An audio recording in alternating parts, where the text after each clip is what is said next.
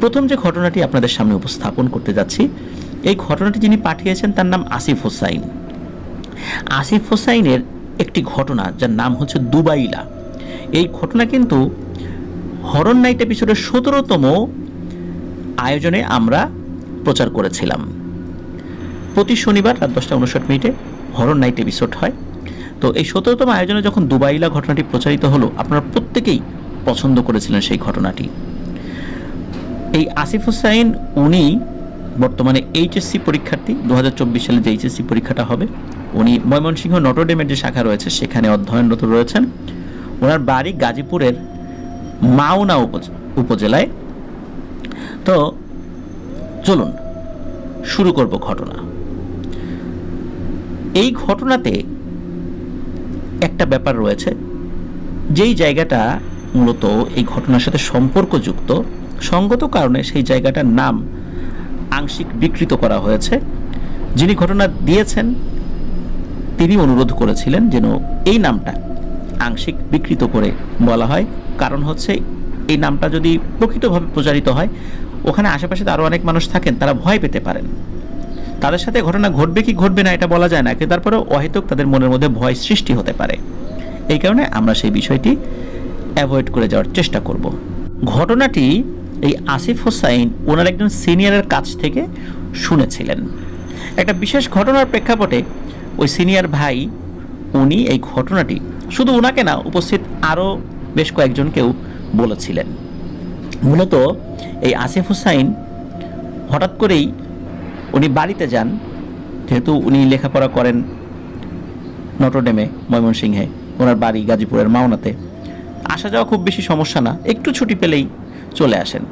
তো উনি আসার পরে ওনার বাসায় ওই দিন কেউ ছিল না। রাতের বেলা ওনার সাথে একটি ছোটোখাটো প্যারানরমাল ঘটনার মতো ঘটে, যে উনি একটা জায়গায় মোবাইল রেখেছিলেন, এসে দেখেন মোবাইলটি পড়ে গেছে, অথচ পড়ে যাওয়ার কোনো কারণ ছিল না। তো বিষয়টা ওনার কাছে অস্বাভাবিক লেগেছিল। তো উনি বিষয়টার পরিবারের কারোর সাথে শেয়ার করেন নাই। পরদিন শনিবার বিকেলে যখন উনি হোস্টেলে ফেরত এসেছেন, তো রাতের বেলা ওনার সাথে ঘটা এই অস্বাভাবিক ঘটনাটি ওনাদের ইউনিটের রুমমেটদের সাথে শেয়ার করেন। ওখানে প্যারানরমাল ব্যাপার নিয়ে কথা হচ্ছে, এগুলো দেখে পাশের রুম থেকে ওনাদের এক সিনিয়র ভাইয়াও এসে ওনাদের সাথে যোগ দেন। এক পর্যায়ে ওনারা এই অলৌকিক খোশ গল্পে মেতে ওঠেন। ওই সময়ে ওনাদের সেই সিনিয়র ভাইয়ের কাছ থেকে জানতে পান খুবই আশ্চর্য এবং ভয়ানক একটি ঘটনা, যা কিনা এখনও চলমান রয়েছে। তো চলুন শুরু করি ঘটনাটি। ঘটনাটির স্থান রংপুর জেলার একটা ইউনিয়নের নাম, সেই গ্রামের নাম, সেখানকার সব কিছু ডিটেলস আসিফ হোসাইন দিয়েছেন আমাদেরকে, কিন্তু বিশেষ একটি কারণে সেই জায়গাটা আমরা বলতে পারছি না জায়গাটার নামটা। তবে যে পুকুর কেন্দ্রিক যেই ব্যাপারটা রয়েছে, স্থানীয়ভাবে ওটাকে নাকি অনেকেই বাওয়াইল্লার পুকুর নামে চেনেন। তো ঘটনার সময়কাল আজ থেকে 18 থেকে 20 বছর আগের, তার মানে 2004-5 সাল এরকম একটা সময় হবে, বা 3-4 সাল। তো যেই গ্রামে ঘটনাটি ঘটে, ওই গ্রামে বসবাস করতেন চাউলের একজন আড়তদার, তার নাম হচ্ছে আব্দুল হাই মোজাম্মেল হক। তো আমরা মোজাম্মেল কাকা বলেই সম্বোধন করব আর কি।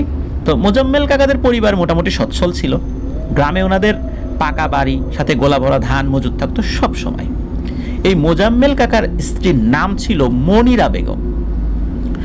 এই মোজাম্মেল কাকার ছিল 2 ছেলে আর 1 মেয়ে। বড় ছেলের নাম মামুন, ওই সময় তার বয়স ছিল 16 থেকে 18 বছর। উত্তরবঙ্গের স্বনামধন্য এক কওমি মাদ্রাসায় ওই সময় এই মামুন ভাই লেখাপড়া করতেন। ছোট ছেলের নাম মোস্তফা, ওই সময় তার বয়স ছিল 10 থেকে 12 বছর। আর ওনার একটা মাত্র মেয়ের নাম হচ্ছে হুমায়রা। সুখে শান্তিতেই কাটছিল তাদের দিনগুলো। ঘটনা যখন সূত্রপাত হয় তখন ছিল বৈশাখ মাস, আর গ্রামে সাধারণত বৈশাখ মাসে অহরহ কালবৈশাখী ঝড় হয়। তো এরকমই এক কালবৈশাখীর রাত ছিল সেই রাত। সন্ধ্যা থেকে প্রচুর বাতাস বইছে, সাথে গুড়ি গুড়ি বৃষ্টি। মাঝরাতের দিকে তা প্রকট আকার ধারণ করে। এই ঝড়ের তাণ্ডব সমগ্র রাত স্থায়ী ছিল। চারিদিকে শো শো শব্দ, একই সাথে শিলাবৃষ্টির ভয়ানক শব্দও হচ্ছিল। পরদিন সকালে দেখা যায় গ্রামের অবস্থা খুবই খারাপ।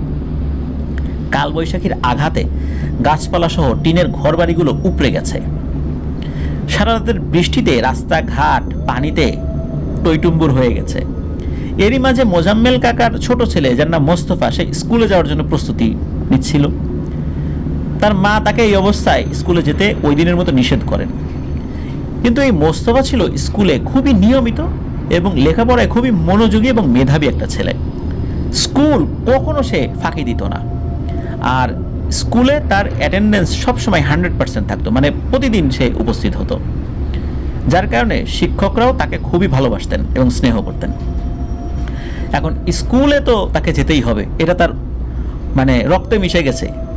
যত যাই হোক স্কুলে তাকে যেতেই হবে। সকাল হলে স্কুলে যাওয়া তাকে কেউ আটকাতে পারবে না, যদি না সেটা স্কুল ছুটির দিন হয় সেটা ভিন্ন বিষয়, কিন্তু স্কুল চলবে সে যাবে না এটা হতে পারে না। এই কারণে এক প্রকার মায়ের অবাধ্য হয়েই স্কুলের উদ্দেশ্যে সে রওনা দেয়।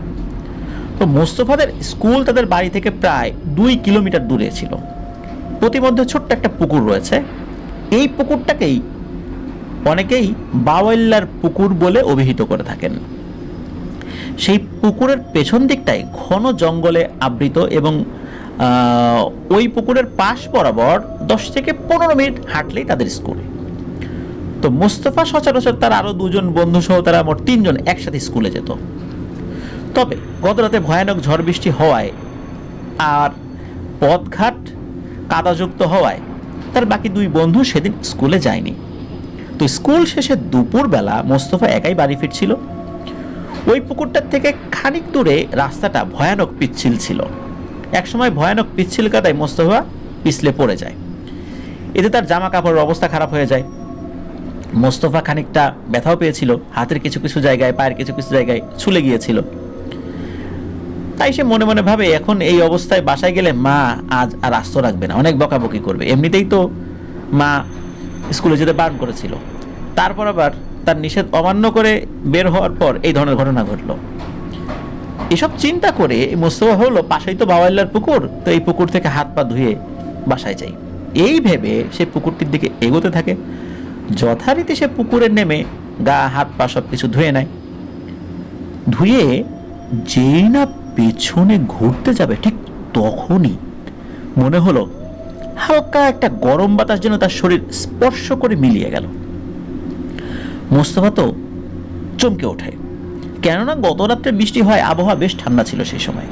তো হঠাৎ গরম বাতাস স্বাভাবিক কোনো বিষয় না।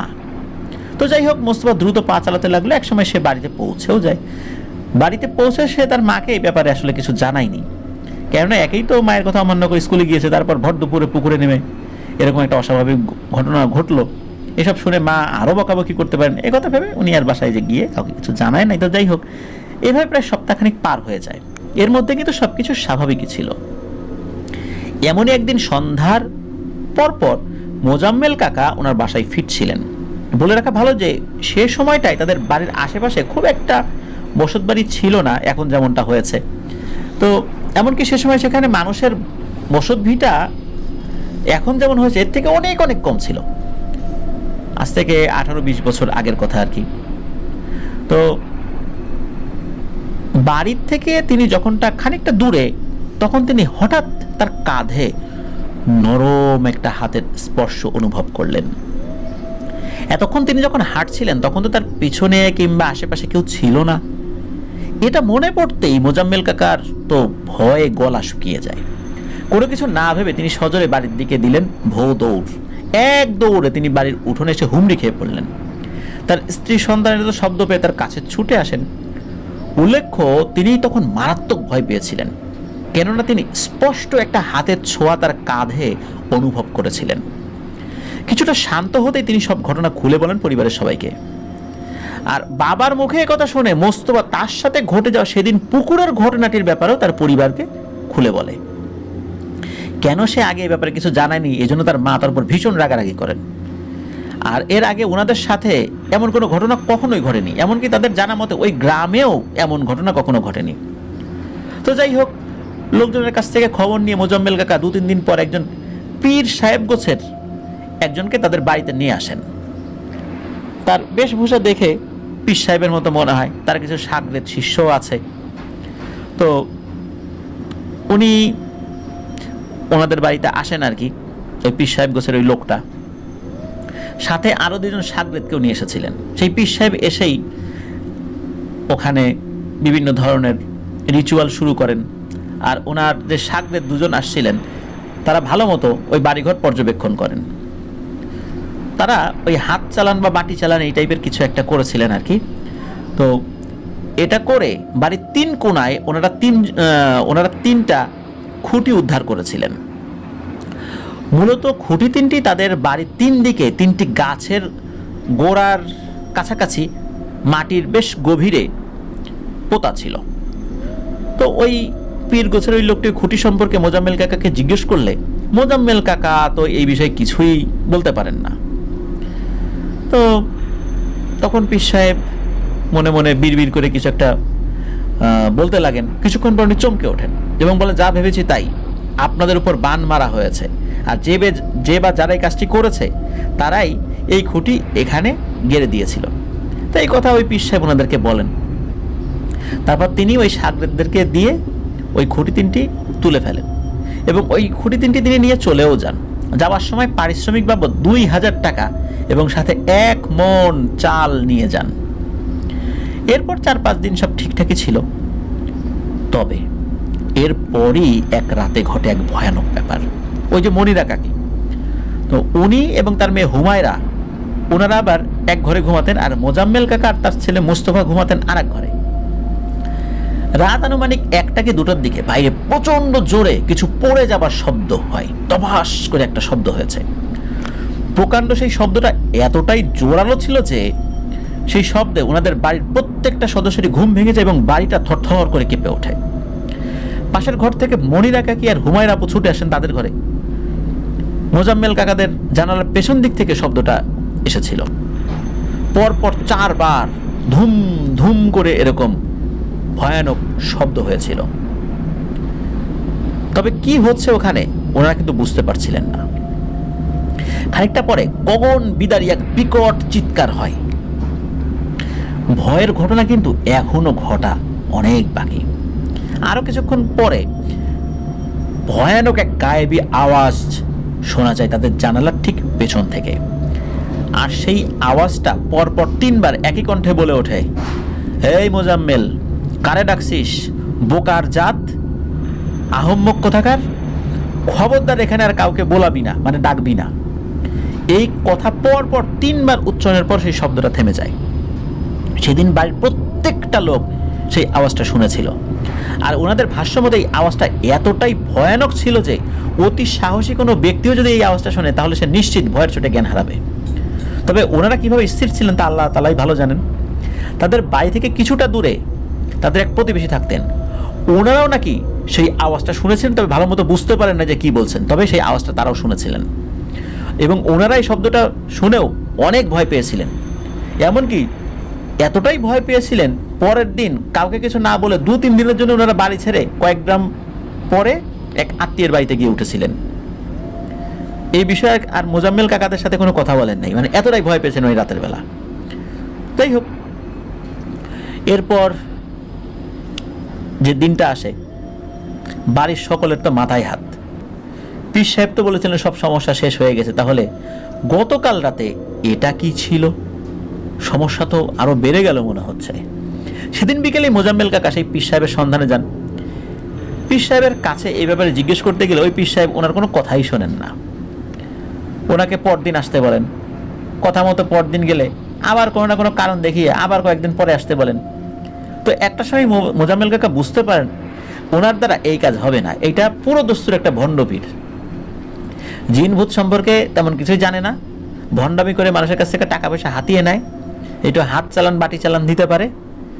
এইভাবেই মানুষের কাছে বিভিন্ন ধরনের উল্টোপাল্টা কথা বলে বিভিন্ন বকশিস নেয়, চাল নেয়, যার কাছ থেকে যেটা নিতে পারে আর কি। মোজাম্মেল কাকা বুঝতে পারেন এই সমস্যার সমাধানের জন্য বড় কোনো আলেমের কাছে ওনাদের যেতে হবে। তো উনি সেরকমই কোনো বড় বুজুর্গ আলেমের সন্ধান করছিলেন। আর তাদের সাথে টুকটাক ভয়ানক ঘটনা কিন্তু চলমান ছিল। প্রতি রাত্রেই ওনাদের টিনের চালে কিছু গড়গড় গড়গড় করে গড়িয়ে পড়ার শব্দ হতো। শব্দটা এমন ছিল যে টিনের চালের উপর বেশ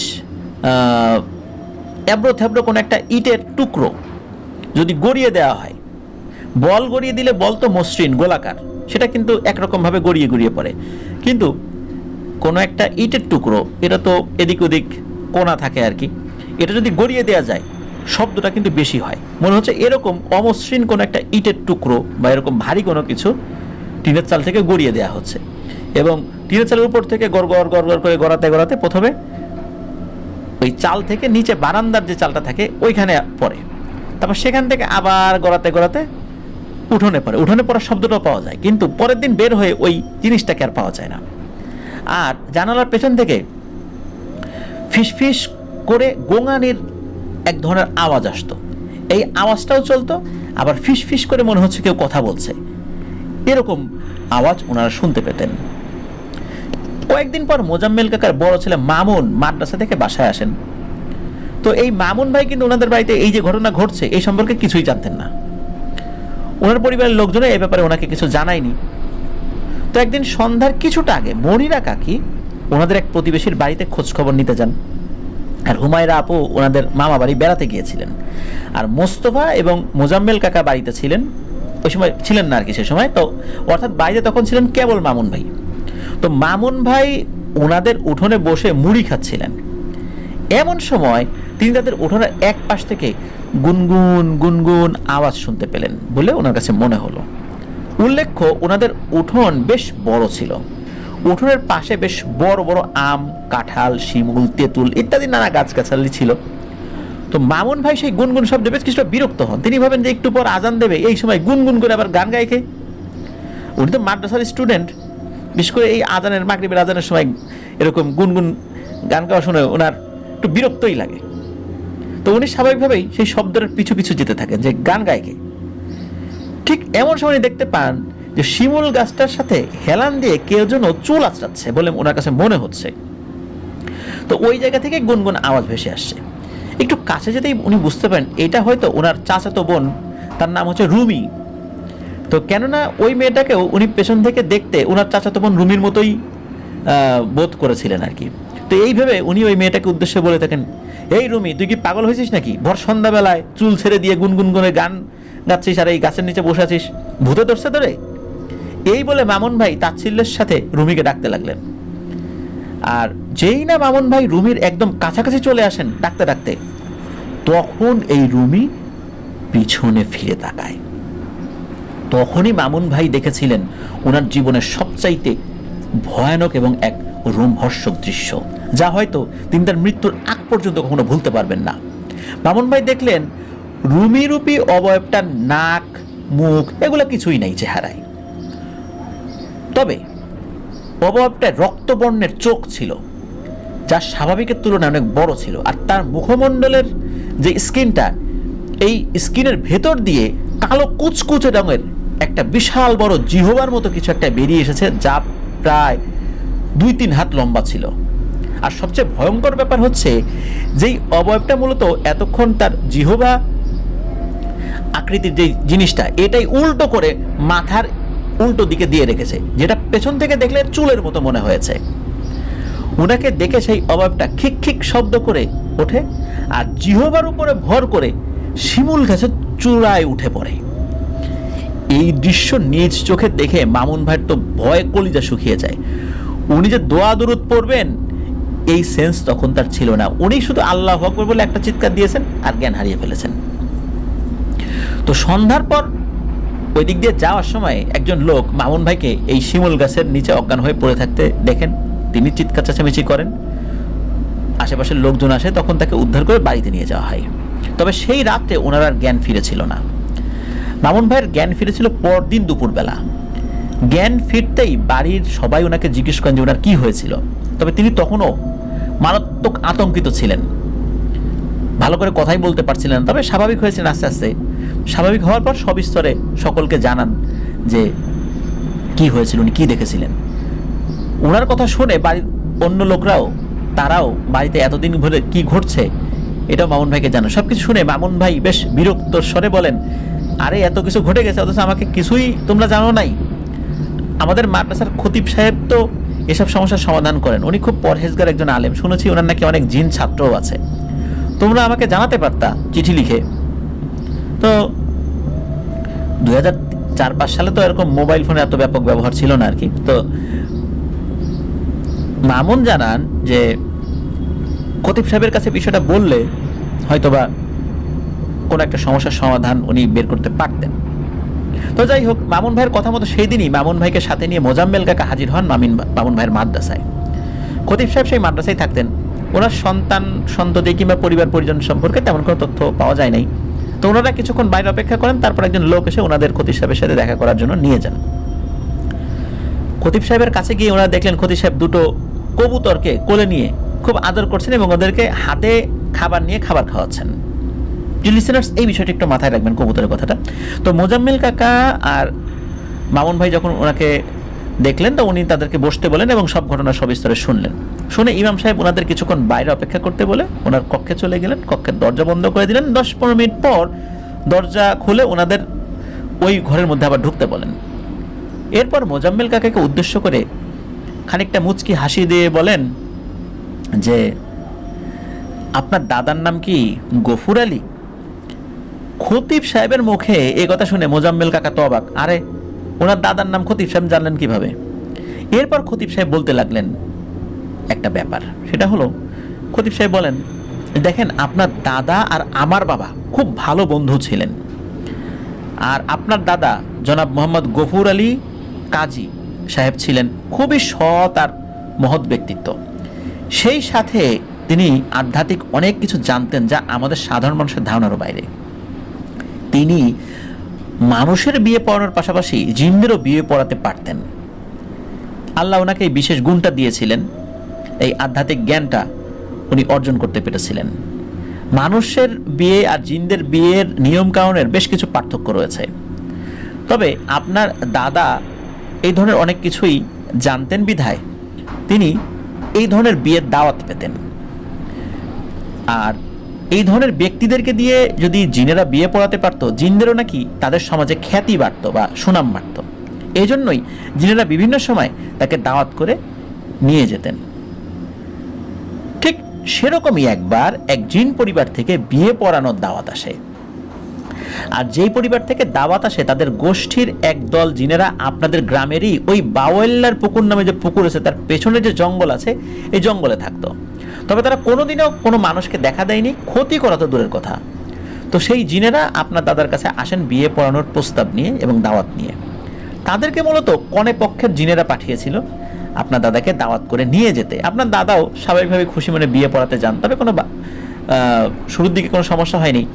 কিন্তু বিয়ে পড়াতে তাদের এলাকায় যাওয়ার পরেই একটা বিপত্তি বাধে। একথা বলে খতিব সাহেব খানিকটা থামেন এবং আবার বলতে লাগেন, এই যে গফুর আলী এমনিতেই দুর্বল প্রকৃতির জিন কিংবা মানুষের সাথে যাদের তুলনামূলক বন্ধুত্বপূর্ণ সম্পর্ক রয়েছে জিনদের, এমন জিনদের বিয়ে পড়াতেন। তবে এইবার গফুর আলী কাজী সাহেব যাদের বিয়ে পড়াতে গিয়েছেন তারা ছিল মারিদ সম্প্রদায়ের জিন। আর মারিদ জিনেরা স্বভাবতই খুব ক্ষিপ্র স্বভাবের, দাম্ভিক এবং বেশ বদমেজাজি প্রকৃতির। সব জিনেরাই কম বেশি ক্ষিপ্র স্বভাবের হয়ে থাকে, তবে মারিদ জিনের একটু বেশি বদমেজাজি এবং দাম্ভিকতা তাদের মধ্যে দেখা যায়।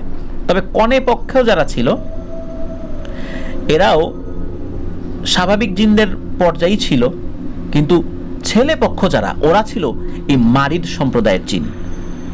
তো বর পক্ষের মারিদ জিনেরা যখন জানতে পারেন যে তাদের বিয়ে পড়াতে এসেছেন একজন ইনসান এবং একজন ইনসানকে কনে পক্ষেও নিয়ে এসেছেন, এটা দেখে তারা হাসি বিদ্রুপ করে ওই কনা পক্ষেরদেরকে এবং বলে যে, যাও এই ইনসানকে তাদের জমিনে রেখে আসো, আমাদের সম্প্রদায়ের বিয়ে আমাদের লোকেরাই করবে। এখন কনে পক্ষের জিনেরা তো তাদের শর্তে নারাজ। ওনারা বলেন, না না, আমরা এনাকে দাওয়াত দিয়ে নিয়ে এসেছি, তিনি আমাদের মেহমান, আর মেহমানদের তো অমর্যাদা করা যায় না।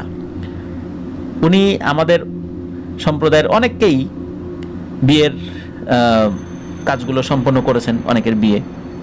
তো যেহেতু ওনাকে দাওয়াত করে আমরা নিয়ে এসেছি, সুতরাং ওনাকে দিয়েই বিয়ে পড়াতে হবে। তো বরপক্ষ গফুর আলীকে তুচ্ছ তাচ্ছিল্য করে বলে ওঠেন যে, না না না, আমরা একে দিয়ে বিয়ে পড়াবো না। এখন ব্যাপারটা হয়েছে কি, যে সাধারণত জিনদের যে গোত্র, একই গোত্রের সাথে মানে সেম গোত্রের বিয়ের ব্যাপারগুলোই বেশি ঘটে, ব্যতিক্রম হয়। তো যেই ছেলে এবং মেয়ের বিয়েটা ওখানে হওয়ার জন্য আয়োজন করেছিল আর কি, মূলত এটা একটু ডিফারেন্ট প্রকৃতির ছিল, যেহেতু গোত্র আলাদা। তো যখন বিয়েতে এই ধরনের একটা কথাবার্তা হচ্ছিল, তখন ওই যে বর, যে জিনটা, মারির যেই জিনটা, সে আবার তার বাবা বা অন্যান্যদেরকে বোঝানোর চেষ্টা করছিল, আর একজন ইনসান আসছে, পরাক না বিয়ে, সমস্যা কি, এটা তো আর হারাম হয়ে যাবে না বিয়ে। তো অন্যরা আবার বলছে, যাই তুমি চুপ থাকো, তুমি বোঝো বেশি, আমাদের একটা সম্মান আছে না। তো বর যিনি, উনি কিন্তু তাদের আত্মীয় স্বজনদেরকে বেশ বুঝিয়ে অনেকটা ঠান্ডা করে ফেলেছিলেন, আর কনে পক্ষ থেকেও তাদেরকে বেশ বুঝিয়ে একটা পর্যায়ে নিয়ে এসেছিলেন। তারাও রাজি হন, কিন্তু সমস্যা হলো কি, তাদের মধ্যে কেউ কেউ ওই হাসি তামাশা বা বিদ্রুপ করা থামান নাই ওই গফুর আলীকে নিয়ে। তো অনেকক্ষণ ধরে এই ধরনের তুচ্ছ তাচ্ছিল্যমূলক কথাবার্তা শুনতে শুনতে একটা পর্যায়ে গফুর আলীর আত্মসম্মানে খুব ভালো মতোই লাগে, এতক্ষণ চুপ ছিলেন। আর এখানেই গফুর আলী করে বসেন এক চরম মাত্রার এক ভুল। তিনি কিছুটা দম্ভের সহিত ওই বর পক্ষের মারিদ জিনদেরকে উদ্দেশ্য করে বলেন, বেশ, বিয়ে যদি করাবেন না তো চলে যান, দেখি আমার থেকে কে ভালো আপনাদের বিয়ে পড়াইতে পারে। হঠাৎ করে এই ধরনের কথা একজন মানুষের মুখ থেকে শুনে এমনিতেই তো তারা মানে বিয়ে পড়াতে রাজি ছিলেন না তাকে দিয়ে। তখন গফুর আলী দাদা এই ধরনের একটা কথা বলে ওঠেন, তখন এই মারিদ জিনদের কাছে তাদের আত্মসম্মানে খুব লাগে। এই সময় মারিদ জিনেরা যায় খেপে, আর এখানেই বাধে বিপত্তি। শেষমেশ বর পক্ষ বলে, এই বিয়ে আর হবে না। এই কথা বলে ওখান থেকে তারা চলে যায় এবং যাওয়ার আগে সব দোষ দিয়ে যায় এই গফুর আলীর উপরে। তবে এই যে কনে পক্ষ, সেই সময় কিন্তু গফুর আলী দাদার কোনো ক্ষতি তো করেই নেই, বরং ভালো মতো আপ্যায়ন করে খাবার খাইয়ে ওনাকে ভালো মতো বাড়িতে পৌঁছে দেন। বাড়িতে পৌঁছানোর পর সবকিছু ঠিকঠাক ছিল। তো জিনদের দেশে গিয়ে দাদার সাথে যা হয়েছিল তার সবকিছুই উনি গোপন করেছেন, বা কাউকে উনি জানানোর প্রয়োজন মনে করেন নাই। ওই রাত্রেই ঘুমের মধ্যে ওই জিন কন্যার বাবা গফুর আলী দাদার স্বপ্নে আসেন। এসে গম্ভীর কণ্ঠে একটা কথাই বলেন, আপনাকে আমরা সহজ সরল ভালো মানুষ ভাবতাম বলেই বিয়ে পড়াতে দাওয়াত দিয়েছিলাম। আপনার ওই কথার জন্য আমার মেয়ের বিয়ে ভেঙেছে। আমার মেয়ে এত পরিমাণ কান্নাকাটি করছে যে এই দৃশ্য আমি দেখতে পারছি না। কাঁদতে কাঁদতে আমার মেয়ের প্রাণ চলে যাওয়ার জোগাড় হয়েছে। কারণ বিয়ের যেই ব্যাপারটা, যে সময়টা জিনদের থাকে, এইটা যদি সময়টা নষ্ট হয়ে যায়, তাহলে আপনাদের মনুষ্য সমাজে যেরকম অনেক কথা শুনতে হয়, তেমন জিনদের বেলায়ও কথা শুনতে হয় আমাদের সমাজে। আপনি ওই সময় কেন কথা বললেন? আমরা তো সবকিছু গুছিয়ে এনেছিলাম। আপনার কোনো অপমানজনক কথা তো আমরা সহ্য করতে পারি নাই বলেই খুব কৌশলে বিষয়টা আমরা চেষ্টা করছিলাম যেন সমাধান হয়। আপনি হুট করে দাম্ভিকতার সাথে কথা বলার কারণেই এই বিয়েটা ভেঙে গেল। আমার মেয়ে কাঁদতে কাঁদতে তার প্রাণ ওষ্ঠাগত। আমি আমার কন্যার এই কষ্ট দেখতে পারছি না। আপনি দেখবেন যে আপনার এবং আপনার পরিবারের আমি কি হাল করি। আপনার কাছে এরকম দাম্ভিক কথা আমরা কেউ আশা করি নাই। তো এই কথা বলার সাথে সাথে গফুর আলীর নাকি ঘুম ভেঙে যায়। তিনি ঘুম থেকে উঠে তো ভীত হয়ে পড়েন, তবে খানিক পরেই ভাবেন, আরে এরা কি আবার আমার ক্ষতি করবে? আমি যে বিদ্যা জানি তাতে 7 পুরুষকে আটকে রেখে নাকানি চুবানি খাওয়াতে পারবো। এই চিন্তা করে নিয়ে আবার ঘুমিয়ে পড়েন। তবে পরদিন সকালেই ওনাকে সাক্ষী হতে হয় এক মর্মান্তিক ঘটনার। গফুর সাহেবের বড় ছেলে, তার মানে এই যে যিনি এসেছিলেন তার জ্যাঠা, তার নাম ছিল সাফায়েত, পরের দিন বন্ধুদের সাথে গোসল করতে ওই বাওয়াইল্লার পুকুরে নেমেছিলেন। তবে সব ছেলেরা উঠলেও এই সাফায়েত আর ওঠে না। সকলে মিলে অনেকে তন্ন তন্ন করে সমগ্র পুকুর খুঁজে একদম সাফ করে ফেললেও সাফায়েতের সন্ধান আর পাওয়া যায় না। তবে সেদিন সন্ধ্যাবেলা পুকুরে ওনার লাশ ভেসে ওঠে। বড় ছেলের এই করুণ মৃত্যু দেখে গফুর আলীর স্ত্রী, মানে এই মোজাম্মেল কাকার দাদি, তো দিক বিদিক জ্ঞান শূন্য হয়ে পড়েন। গফুর আলীও বুঝতে পারেন এটা কার কাজ হতে পারে। ছেলেকে দাফন করে পরদিন গভীর রাত্রে তিনি হাজির হন ওই পুকুর পাড়ের জঙ্গলটিতে, যেখানে জিনদের একটা দল থাকতো। এই দলরাই কিন্তু দাওয়াত করেছিল তার সর্দারের পক্ষ থেকে। তিনি তার সাথে কিছু জিনিসপত্র নিয়ে গিয়েছিলেন, আর ওনাকে জঙ্গলে প্রবেশ করতে দেখে জঙ্গল থেকে বিকট শব্দে কান্নাকাটির আওয়াজ ভেসে আসে। মূলত গফুর আলীকে দেখে ওই জঙ্গলে থাকা জিনেরা বুঝতে পেরেছিল আজকে তাদের সাথে ভয়ানক একটি ঘটনা ঘটবে। গফুর আলী যে ক্ষেপে আছে তাতে তাদের নাম নিশানা এখন ধূলিসাৎ করে দিবে। ওনাকে দেখেই অশ্বত্থ গাছ থেকে দুটো অবয়ব নেমে এসে ওনার পায়ের কাছে এসে বসে পড়ে এবং কাকুতি মিনতি করতে থাকে। সেই দুটি অবয়ব কান্নাকাটির সাথে বলতে থাকে, মাফ করেন হুজুর, ভুল হয়ে গেছে, দয়া করে আমাদের দুজনকে মেরে ফেলবেন না, আমাদের দুজনকে এই কাজ করতে বাধ্য করা হয়েছে। তখন গফুর আলী ধমকের সহিত বললেন, কারা তোরা, কেন এই কাজটি করলি? আমার এই নিষ্পাপ আদরের ছেলেটার জীবনটা কেন কেড়ে নিলি? কি দোষ করেছিল সে কি তোদেরকে কোনো আঘাত করেছিল?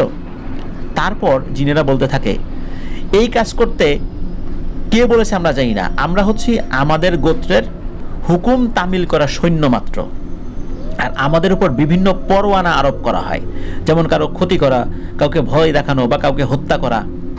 আমাদের যেই পরোয়ানা আরোপ করা হয় সেই পরোয়ানা অনুযায়ী কাজ করতে হয়। তার কি অপরাধ ছিল কি ছিল না, তার সাথে কার কি শত্রুতা রয়েছে কি নাই, এই বিষয়ে আমরা দেখি না, আমরা শুধু পরোয়ানা তামিল করি। তা না হলে আমাদের সর্দারেরা আমাদেরকে খুব কঠিন শাস্তি দেন। এভাবেই আপনাদের পরিবারের এই সাফায়েত ছেলেটার মৃত্যু পরোয়ানা আমাদের কাছে আসে এবং বলা হয় এই ছেলেকে পানিতে চুবিয়ে মেরে ফেলতে হবে। তাই বাধ্য হয়ে আপনার ছেলেকে ডুবিয়ে মারি। আমরা আপনার ক্ষমতা সম্পর্কে খুব ভালো করেই জানতাম, কিন্তু আমাদের এ ব্যাপারে কিছুই করার নাই, আমাদের পরোয়ানা মানতেই হয়, কারণ আমরা আমাদের নেতার আনুগত্য করি। জীবন চলে গেলেও আমরা আমাদের আনুগত্য থেকে পিছপা হতে পারি না। এই বলে জিনেরা ওনার সামনে লুটিয়ে পড়ে। জিনদের এত কাকতি মিনতি দেখে গফুর আলীর মনটা কিছুটা গলে যায়। তিনি বলেন, বেশ যা, তোদেরকে হত্যা করব না, যদিও আমি হত্যা করার নিয়েতেই এখানে আসছিলাম, তবে তোরা আমার আদরের ছেলেটাকে মারলি, ওর তো দোষ ছিল না, এর শাস্তি যদি আমি কিছুটা না দেই তাহলে কিন্তু পরকালেও তোদেরকে শাস্তি পেতে হবে, এই জন্য কিছুটা শাস্তি আমি দেব আর তোদেরকে মাফ করে দিব।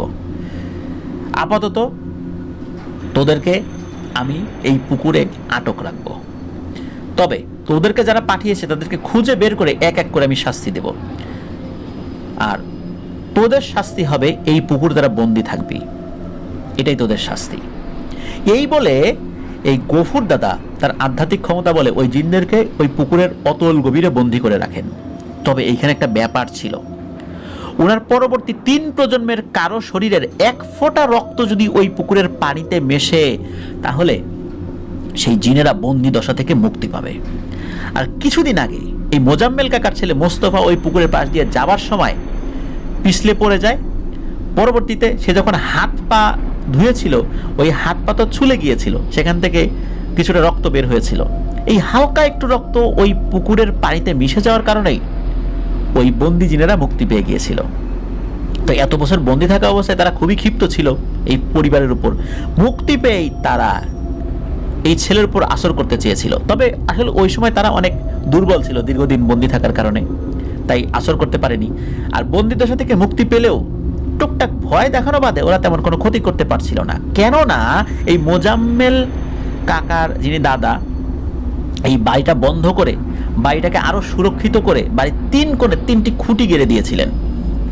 আর এই সমস্যা সমাধানের জন্য এই মোজাম্মেল কাকা যাকে ডেকেছিলেন, মানে সেই ভণ্ড পীর যার কোনো জ্ঞানই নাই, তিনি অজ্ঞতাবশত এই 3টা খুঁটি তুলে ফেলেন এবং নিজেদের সাথে করে নিয়ে যান। তো যার কারণে এই জিনেরা ওই বাড়ির আঙিনায় প্রবেশ করতে সক্ষম হয়েছে।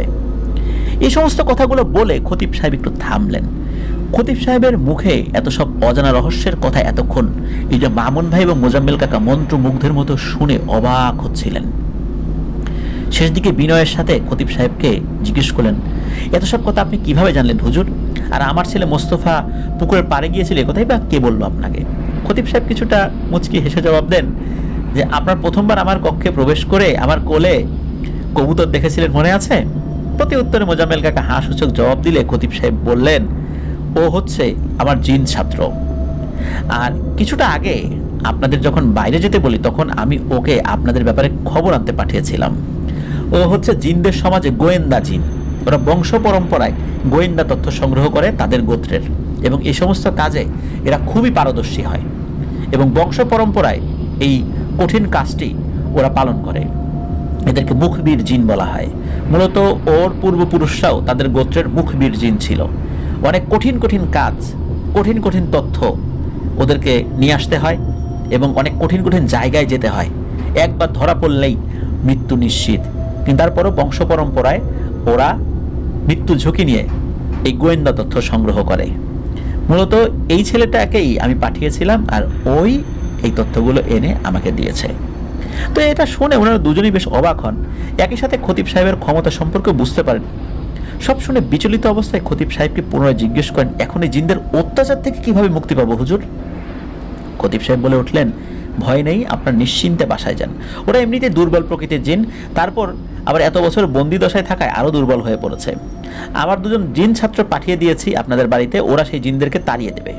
তারা আপনাদের আর কোনো ক্ষতি করতে পারবে না ইনশাল্লাহ।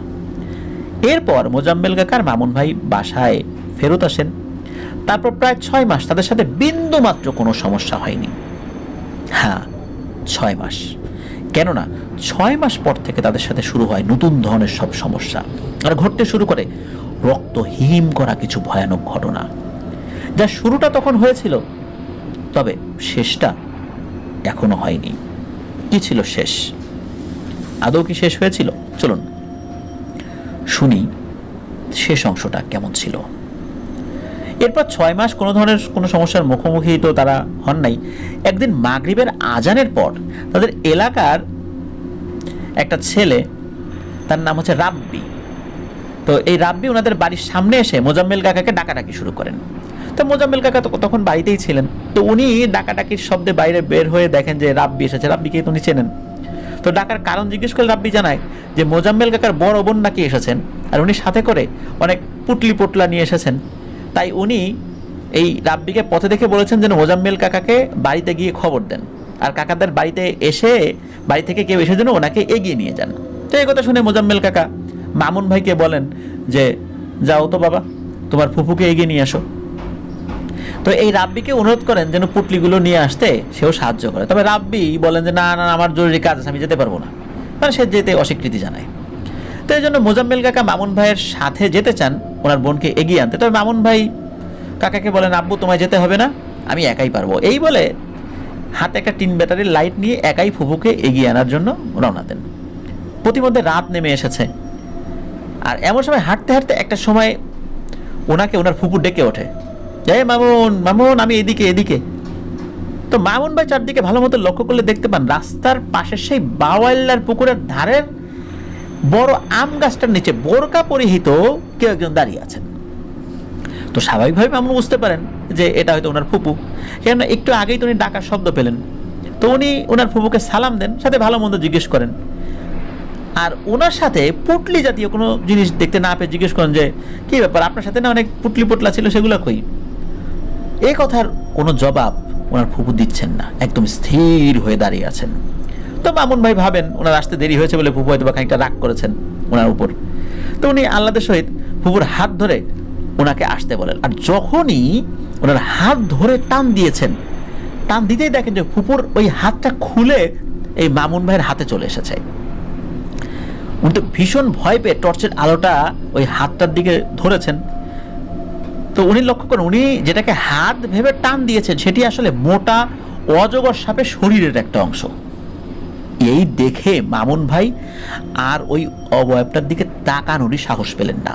উনি পিছনে ফিরে দৌড় দিতে যাবেন, এমন সময় সেই অশরীরীটা এক হাত বাড়িয়ে মামুন ভাইয়ের গলা চেপে ধরে, আর মুহূর্তের মধ্যে শূন্যে তুলে মারে 3 বার আছাড়। এর মধ্যেই তিনি বিকট শব্দে চিৎকার করেছিলেন। সৌভাগ্যক্রমে সেখান থেকে খানিকটা দূরে দুজন লোক হেঁটে যাচ্ছিলেন। সন্ধ্যার পরপরই তো লোকজনের আসা যাওয়ার সময় ছিল। তো ওনারা মামুন ভাইয়ের চিৎকার শুনে সেদিকটাই এগিয়ে আসেন এবং এসে ওনাকে অচেতন অবস্থায় উদ্ধার করে ধরাধরি করে ওনার বাড়িতে পৌঁছে দেন। বাড়িতে এসে তো অনেকক্ষণ পর ওনার জ্ঞান ফেরে। তো জ্ঞান ফেরার সাথে সাথে সব ঘটনা খুলে বলেন পরিবারের সবাইকে। সব শুনে বাসার সবাই ওনাকে প্রাথমিক চিকিৎসা প্রদান করেন। পরদিন ডাক্তার আনা হয়। ডাক্তার এসে জানায় ওনার শরীরের বেশ কয়েকটি জয়েন্টে, মানে হাড়ের কিছু জয়েন্টে বেশ আঘাত পেয়েছেন, কিছু কিছু জায়গায় ভেঙেও গেছে, প্লাস্টার করতে হবে, 4-5 মাস সময় লাগবে তার পুরোপুরি সুস্থ হতে। তো ওই দিনই মোজাম্মেল কাকা রাগে ফুঁসতে ফুঁসতে এই রাব্বিদের বাড়িতে গিয়ে হাজির হন। কেননা রাব্বি কিন্তু বলেছিল যে ওইদিকে তার ফুপু এসেছে। তো রাব্বি নিশ্চয়ই চক্রান্ত করে ওকে ডেকে নিয়ে এই ধরনের একটা ঘটনা ঘটিয়েছে। তো রাব্বিদের বাড়িতে যেতে মোজাম্মেল কাকা পেলেন অবাক করার মতো একটা তথ্য। এই রাব্বি গত 3 দিন যাবৎ পেটের পীড়ায় আক্রান্ত হয়ে শয্যাশায়ী। সে 3 দিন বাড়ির বাইরে তো দূরের কথা, নিজ রুমের বাইরেও সহজে বের হতে পারেন না। তাহলে ওই দিন ওনাদের বাড়িতে কে এসেছিল, কেই বা ছিল সেই বোরকা পরিহিত অবয়বটা? মনে নানান প্রশ্ন নিয়ে সেদিনই তিনি খতিব সাহেবের সাথে দেখা করতে মামুন ভাইদের মাদ্রাসায় যান। তো এই মাদ্রাসায় গিয়ে জানতে পারেন খতিব সাহেব নাকি ওমরা হজে গিয়েছেন। হতাশ হয়ে মোজাম্মেল কাকা বাড়িতে ফেরত আসেন আর এই বাড়ির সবাইকে আগামী কিছুদিন সাবধান হয়ে থাকতে বলেন। এর 2 দিন পর দুপুরবেলা হুমায়রা আপু গোসল করে এসে চুল ছাড়া অবস্থায় রোজে বসে রান্নার জন্য শাক বেছে রাখছিলেন। এমন সময় মনে হলো কে যেন তার চুলে হাত দিয়েছে। তো স্বাভাবিকভাবে হুমায়রা আপু ভাবেন যে ওনার মা হয়তো এসেছেন। তো উনি পেছনে না ফিরে ওনার মায়ের উদ্দেশ্যে বলতে লাগলেন, আম্মা ভালো করে চুলগুলো একটু আঁচড়ে দাও তো, আমি শাকগুলো বেছে রাখছি। তবে কিছু সময় পর হুমায়রা আপুর মনে পড়ে, আরে ওনার আম্মা তো কিছুক্ষণ আগেই ওষুধের দোকানে মামুন ভাইয়ের জন্য ওষুধ আনতে গেছেন। সেখান থেকে ফিরতে কম করে হলেও তো 1 ঘন্টা সময় লাগবে। তাহলে ওনার চুল আঁচড়ে দিচ্ছে কে? এইটা মনে পড়তেই হুমায়রা আপু পেছনে ফিরতে যাবেন, এমন সময় এই অবয়বটা এই হুমায়রা আপু চুল ধরে টেনে ওনাকে বাড়ির বাইরে নিয়ে যেতে লাগলেন। উনি তো শরীরের সমস্ত শক্তি দিয়ে চিৎকার করে সেই অশরীরের হাতটা ছাড়ানোর চেষ্টা করতে লাগলেন। তবে সে চেষ্টা বৃথা, কেননা তাকে তো অদৃশ্য কিছু একটা টেনে নিয়ে যাচ্ছে। ঘর থেকে মামুন ভাই বোনের চিৎকার শুনে চমকে ওঠেন। দিন দুপুরে এই ধরনের ঘটনা ঘটছে। তিনি তো শয্যা সেই অবস্থায় ছিলেন, ওনার শরীরে প্রচন্ড ব্যথা, শরীরের বিভিন্ন জায়গায় ভেঙে গিয়েছে। তো ওনার পক্ষে বিছানা থেকে ওঠা ওই অবস্থায় সম্ভব ছিল না। তবুও তিনি চিৎকার করে আশেপাশের লোকদেরকে ডাকতে লাগলেন। তো সেই সময় মোজাম্মেল কাকা মামুন ভাইয়ের মাদ্রাসার 2 জন বন্ধু সহ বাড়ির দিকে আসছিলেন। তো মামুন ভাইয়ের ওই 2 বন্ধু মূলত মামুন ভাইকে দেখতেই এত দূর থেকে এসেছিলেন। বাড়ির আঙিনায় প্রবেশ করতেই মেয়ের এমন চিৎকার শুনে কাকা সেই চিৎকারের পিছু পিছু গিয়ে দেখলেন বাড়ির পেছনের ওয়াশরুমের পেছনের দিকটায় হুমায়রা আপু একটা শেয়ালের মতো কিছু একটা সাথে ধস্তাধস্তি করছে। মনে হচ্ছে শেয়ালটা তাকে টেনে নিয়ে যাচ্ছে কামড়ে। তো কাকা তো ওনার সাথে থাকা মামুন ভাই 2 জন বন্ধু এদেরকে নিয়ে লাঠি সোটা নিয়ে ওই শেয়ালের কাছে যান এবং শেয়ালকে পেটাতে থাকেন, মানে পেটাতে গেছেন আর কি।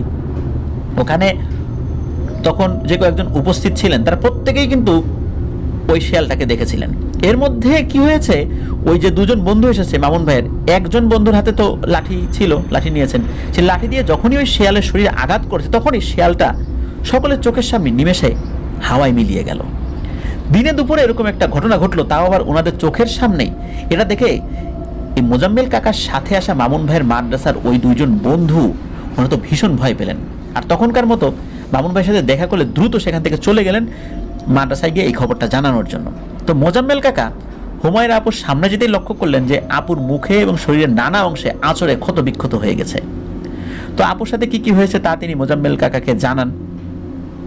তো যেহেতু শেয়ালের একটা ব্যাপার ছিল, জলাতঙ্কের একটা সমস্যা হতে পারে, তো ওই চিন্তা করে ডাক্তারের যে ট্রিটমেন্টটা, ভ্যাকসিনটা, এটা ওনারা দিয়েছিলেন।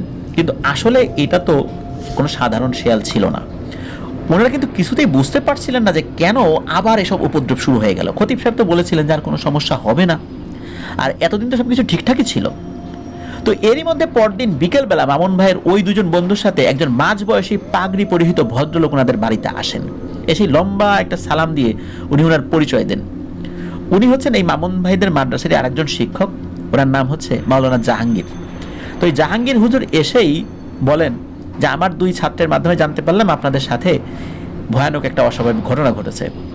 তো সম্পূর্ণ ঘটনাটা আমাকে বিস্তারিত বলুন দয়া করে। এরপর মোজাম্মেল কাকা, তারপর কাকি সব কিছু বলেন ওই জাহাঙ্গীর হুজুরকে। সব শুনে হুজুর বলেন, এখানে বড় কোনো ঝামেলা আছে মনে হচ্ছে। কোনো এক কারণে আপনাদের বাড়ির বন্ধনই নষ্ট হয়ে গিয়েছে, যার কারণে এরকম বদজিনের উৎপাত দেখা দিচ্ছে। তবে চিন্তা নেই, আমি এখন বাড়ি বন্ধ করে দিচ্ছি, আর কিছুদিন পর খতিব সাহেব এসে ইনশাল্লাহ একটা না একটা ব্যবস্থা করবেনই। এই বলে বাড়ি বন্ধের উদ্দেশ্যে হুজুর বাড়ির উঠোনে আসেন। যখন তিনি বিড়বিড় করে সূরা পাঠ করতে শুরু করেছেন, তখনই অদৃশ্য কোনো কিছু একটা ওনার মাথায় কষে একটা থাপ্পড় দেয়। উনি বেশ কয়েকবার সূরা পাঠ করার চেষ্টা করছেন, তবে প্রত্যেকবারই অদৃশ্য কোনো কিছু একটা তার মাথায় আঘাত করছিল। বিষয়টা মোজাম্মেল কাকার পরিবার খেয়াল করছিলেন, কিন্তু তারপরও হুজুর চেষ্টা ছাড়ছিলেন না। হঠাৎ করে কোত্থেকে যেন একটা মাঝারি আকারের গাছের গুড়ি এসে ওনার পিঠের দিকটায় সজোরে আঘাত হানে। এতে হুজুর মারাত্মকভাবে আহত হন এবং পড়ে গিয়ে ওনার মাথায় মারাত্মকভাবে আঘাত লাগে, মাথা ফেটে রক্ত বের হতে শুরু করে। বাড়ির সকলে এটা দেখে দ্রুত ওনাকে ধরাধরি করে কাছাকাছি একটা ক্লিনিকে নিয়ে যান। ওই ক্লিনিকটাও ছিল ওনাদের বাড়ি থেকে প্রায় 3 থেকে 4 কিলোমিটার দূরে। এরপর ক্লিনিকে প্রাথমিক ট্রিটমেন্ট দিয়ে দ্রুত আরও ভালো হসপিটালে ওনাকে নিয়ে যাওয়া হয়। আল্লাহর অশেষ রহমতে ওই যাত্রায় উনি বেঁচে গিয়েছিলেন। তবে জ্ঞান ফিরতেই মোজাম্মেল কাকা ওই হুজুরের কাছে ক্ষমা চান, কেননা ওনাদের সমস্যার সমাধান করতে এসেই হুজুরের আজ এই করুণ অবস্থা। চিকিৎসার যাবতীয় ব্যয়ভার মোজাম্মেল কাকাই বহন করেছিলেন ওই হুজুরের। তো যাই হোক, হুজুরকে চিকিৎসা দিয়ে সুস্থ হলে ওনাকে মাদ্রাসায় পৌঁছে দেওয়া হয়। আর একরাশ দুশ্চিন্তার ভয় নিয়ে ওনারা বাড়িতে বসবাস করতে থাকেন। এভাবে ভয়ে দিন কাটছে ওনাদের, কি হবে না হবে, কিন্তু কোনো কিছুতেই তো কোনো সমাধান হচ্ছে না, কেউ এর সমাধান দিতে পারছে না। এর মধ্যেই একদিন বিকেল বেলা থেকে মোস্তফাকে আর খুঁজে পাওয়া যাচ্ছে না। মোস্তফা তার বন্ধুদের সাথে খেলতে গিয়েছিল, তবে সব বন্ধুরা ফিরে আসলেও মোস্তফা আর ফেরে না। এ ব্যাপারে মোস্তফার বন্ধুদের কাছে জিজ্ঞেস করে তারা জানায়, বিকেলে ক্রিকেট খেলার সময় বল গিয়ে পাশের পাট খেতে গিয়ে পড়ে। তো মোস্তফা যথারীতি সে যায় বলটা আনতে, তবে অনেক সময় পার হয়ে গেলেও যখন সে আসছিল না, তখন ওই বন্ধুরা সেদিকটায় যায়, বলটা ঠিকই পায়, তবে মোস্তফাকে আর খুঁজে পাওয়া যায় না। তো তারা ভেবেছে হয়তো সে ফিল্ডিং করবে না বলে পালিয়ে গেছে, অনেক সময় অনেকে এটা করে, এই জন্য তারা আর মোস্তফাকে খোঁজেনি। তো বন্ধুদের কথা মতো বাড়ির সকলে তাদের সাথে বন্ধুদেরকে নিয়েই এলাকার আরও বেশ কয়েকজন লোক যায় মোস্তফাকে খুঁজতে। তবে সেখানে ওনাদের বেশিক্ষণ আসলে খুঁজতে হয়নি, মোস্তফাকে পাওয়া যায়। তবে যে ভয়ানক দৃশ্যের সম্মুখীন হন তা খুবই ছিল করুণ এবং হৃদয় বিদারক। ওনারা দেখেন মোস্তফার শরীর মাথা থেকে পেট পর্যন্ত একটা অংশ আলাদা, পেট থেকে শরীরের বাকি অংশ আলাদা, এই দুই খণ্ড দুই দিকে পড়ে রয়েছে। মুহূর্তের মধ্যে কান্নার রোল পড়ে যায় সেদিকটায়। উপস্থিত এলাকার সকলেই সেদিন আন্দাজ করতে পেরেছিলেন এটা কোনো মানুষের কাজ হতে পারে না। মেধাবী, চঞ্চল, অফুরন্ত, তরতাজা এই ছেলেটার এমন মৃত্যুকে কেউ মেনে নিতে পারে? এই ছেলেটা স্কুলে একটা দিনের জন্য কখনো অনুপস্থিত থাকতো না। কিছুদিন পর খতিব সাহেব ওমরা পালন করে ফেরত আসেন। ফিরে এসে উনি হাজির হন মোজাম্মেল কাকাদের বাড়িতে। ওনাকে দেখে সেই পরিবারের লোকদের মধ্যে ক্ষণিকের জন্য স্বস্তি উদিত হয়। তারা যেন বাঁচার নতুন আশা খুঁজে পেয়েছেন খতিব সাহেবকে দেখে। খতিব সাহেব আসন গ্রহণ করলেন। খতিব সাহেব এসেই বলতে লাগলেন, আমাকে কিছু বলতে হবে না, আমি সব কিছুর খবর নিয়ে এসেছি। জাহাঙ্গীর হুজুর সব কিছুই বলেছেন আমাকে। আমি তারপর আমার সবচাইতে ক্ষমতাধর একজন জিন ছাত্রকে পাঠাই এসবের তথ্য জোগাড় করে আনতে, কেন নতুন করে সমস্যার সৃষ্টি হলো। তবে সে কোনো ঠিক তথ্যই জোগাড় করে আনতে পারছিল না। শেষে আমি তাকে বলি, তুমি মারিদদের দেশে গিয়ে খবর আনো। মারিদদের একটা উপদ্বীপ আছে, জাজিরাতুল মারিদ বলা হয়, সেখানে গিয়ে তুমি খবর আনো, সেখানে তুমি খবর পাবা। সে প্রথমে ওখানটা যেতে রাজি হচ্ছিল না, কারণ মারিদরা খুব দুর্ধর্ষ প্রকৃতির জিন হয়, আর ওদের একটা জল্লাদ গ্রুপ রয়েছে। এই জল্লাদ গ্রুপ এরা তাদের এলাকা পাহারা দেয়। যে কোনো জিনকে সন্দেহজনক অবস্থায় তারা দেখতে পেলে সাথে সাথে মেরে ফেলে। শুধু জিন না, মানুষকেও তারা মেরে ফেলে। তো সে কিন্তু যেতে চাচ্ছিল না, কারণ এতে তার প্রাণের আশঙ্কা ছিল। তবে আমি তাকে একটা পর্যায়ে অনুরোধ থেকে আদেশ করি। শেষ পর্যন্ত আমার আদেশ সে ফেলতে পারে নাই। সে গিয়ে কিছুক্ষণ পর ভয়ার্থক চেহারা নিয়ে ফেরত আসে। আমি তাকে কারণ জিজ্ঞেস করলে সে জানায়, পূর্বে যে দুজন জিন আপনাদের জ্বালাতন করেছিল, তারা আমার অবর্তমানে কোনো এক কারণে ছাড়া পেয়ে পালিয়ে যায়। পালিয়ে গিয়ে তারা তাদের গোত্রের নেতাদের সামনে গিয়ে হাজির হয়। আর যখন তারা সব ঘটনা বলে তখনই সেই গোত্রের একজন তৎক্ষণাৎ ওই জিন দুটিকে হত্যা করে। তাদেরকে হত্যা করার কারণ হচ্ছে তারা দুজন এতদিন মানুষের কাছে বন্দী ছিল মানুষের দোয়া তদবিরের কারণে। আর তার থেকেও বড় কথা হচ্ছে তারা সুযোগ পেয়েও কেন ওই পরিবারের ক্ষতি করতে পারল না। তাদের গোত্রের জন্য এটা একটা অপমানজনক। তাই এবারে ওই গোত্রের সর্দার এই পরিবারকে নিশ্চিহ্ন করে দেওয়ার জন্য সবচেয়ে ভয়ানক এবং শক্তিশালী 4 জন মারিদ জিনকে পাঠিয়েছে। আর সে 4 জন জিনের বিশেষ একটি নাম রয়েছে, যার অর্থ দাঁড়ায় অন্ধকারের নেতা। এটা তাদের গোত্রে এই নামটা পরিচিত আর কি। তো এরা খুবই দুর্ধর্ষ এবং জল্লাদ শ্রেণীর জিন, যাদের মনে কোনো মায়া দয়া নাই। মানুষদের মধ্যে যেরকম কিছু মানুষের মায়া দয়া থাকে না, যারা মানুষকে হত্যা করতেও বিন্দু মাত্র তাদের অন্তর কেঁপে ওঠে না, ঠিক তেমনি জিনদের মধ্যে এইরকম কঠিন হৃদয়ের কিছু জিনও রয়েছে।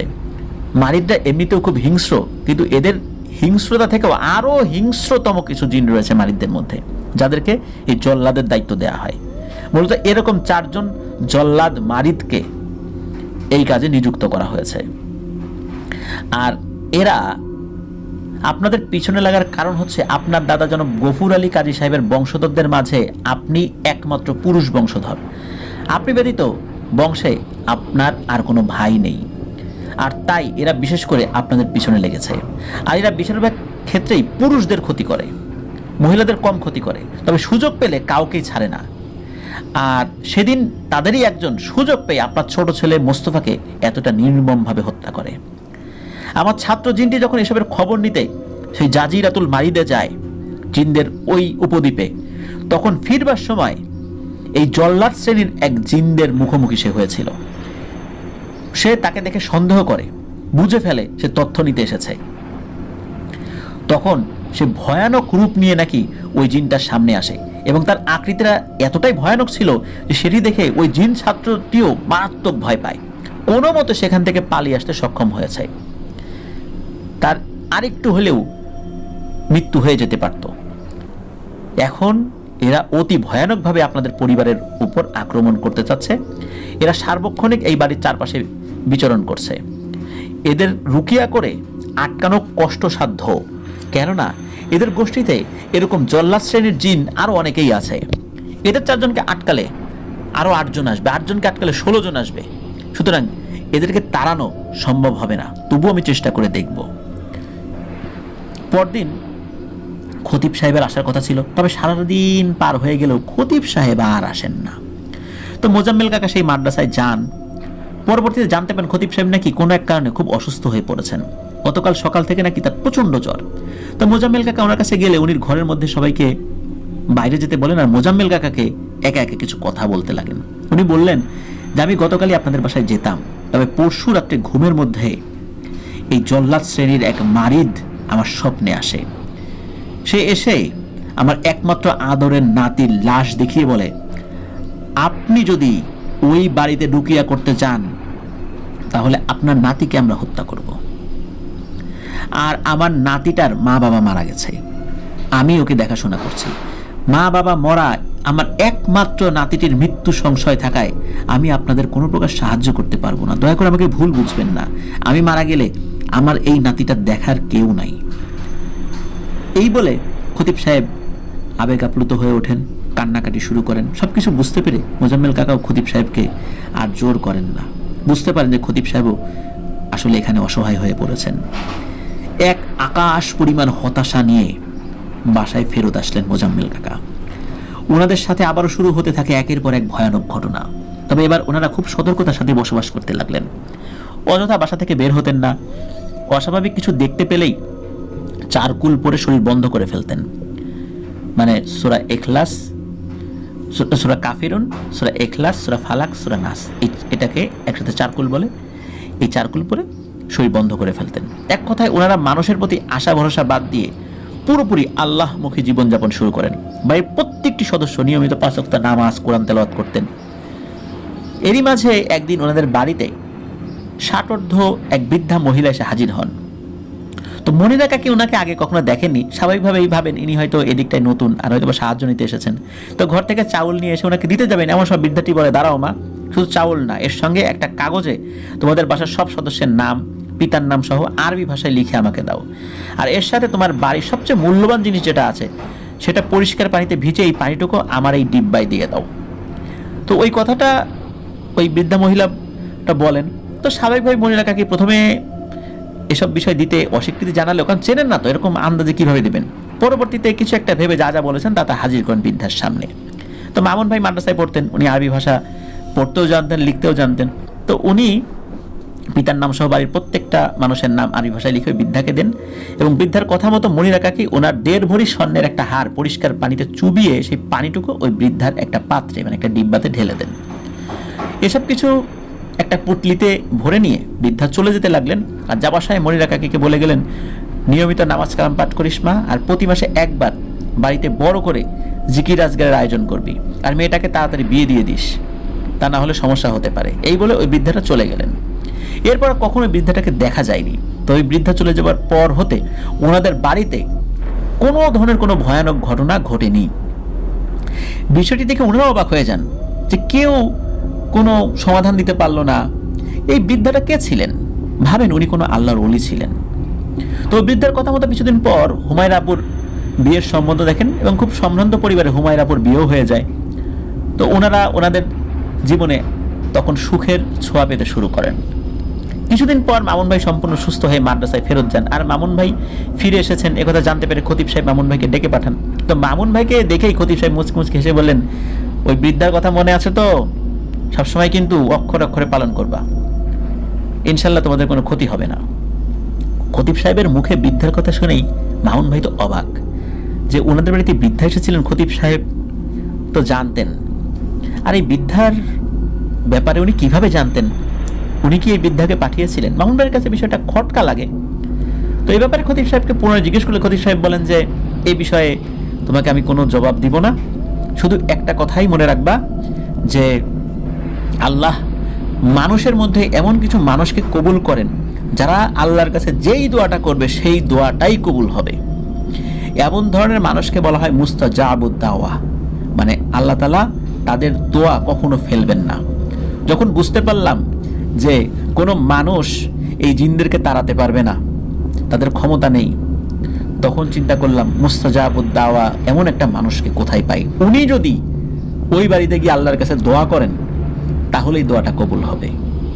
তো ওই ব্যক্তিকে কিভাবে পেলাম এই বিষয়ে তোমাদেরকে কিছু বলবো না।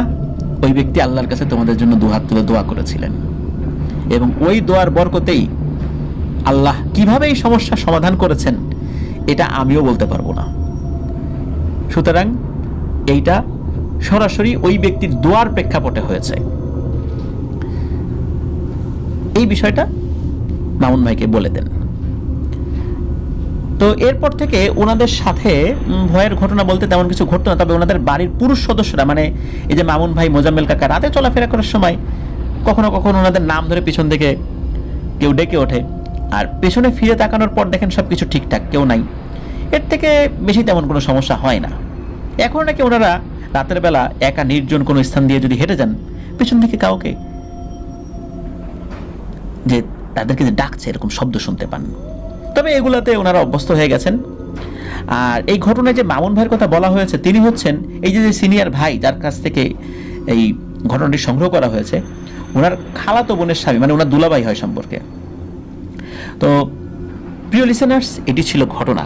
এই ঘটনার একটি গুরুত্বপূর্ণ ব্যাপারটা কি জানেন? সেটা হচ্ছে যে আমরা প্রতিনিয়ত মানুষের কাছে যাই যে তাদের সমস্যা সমাধান করার জন্য, প্রতিনিয়ত লক্ষ লক্ষ টাকা খরচ করি যে এই সমস্যার সমাধান করে দেন। তান্ত্রিক, কবিরাজ, এগুলো নিয়ে আমরা পড়ে থাকি। আমাদের কাছে প্রচুর মেইল আসে, হোয়াটসঅ্যাপে নক দিতে থাকে যে অমুকের ঠিকানা দেন, তমুকের ঠিকানা দেন, ভালো কোনো হুজুরের ঠিকানা দেন। কিন্তু দেখেন আল্লাহর কাছে আমরা আসলে কতটুকু চাই? আমরা কি ঠিক সেভাবে যেভাবে মানুষকে খুঁজছি আল্লাহর রহমত কি ওভাবে খুঁজছি? আর একটা ব্যাপার হচ্ছে যে মুস্তাজাবুদ দাওয়া, এমন কিছু কিছু ব্যক্তিরা আছেন তারা দোয়া করলেই এটা ইনশাল্লাহ কবুল হবে। এমন ব্যক্তিদের সন্ধান না করে আমরা তান্ত্রিক, কবিরাজ, এই ধরনের কিছু হুজুর যারা প্রফেশনাল রুকিয়া করে মোটা অঙ্কের টাকা হাতিয়ে নেন, এই ব্যক্তিদেরকে আমরা খুঁজে বেড়াই, তাদের কাছে গিয়ে সময় নষ্ট করছি। একটাবারের জন্য মুস্তাজাবুদ দাওয়া টাইপের কোনো লোকের কাছ থেকে দোয়া নেওয়ার জন্য আমরা তো এতটা বিচলিত না যতটা বিচলিত আমরা তান্ত্রিক কবিরাজ আর হুজুরের কাছ থেকে তদবির নেওয়ার জন্য। প্রিয় লিসেনার্স, আপনাদের আশেপাশে এরকম অসংখ্য মানুষ রয়েছেন, তবে সেই মানুষগুলো কখনো সামনে আসেন না।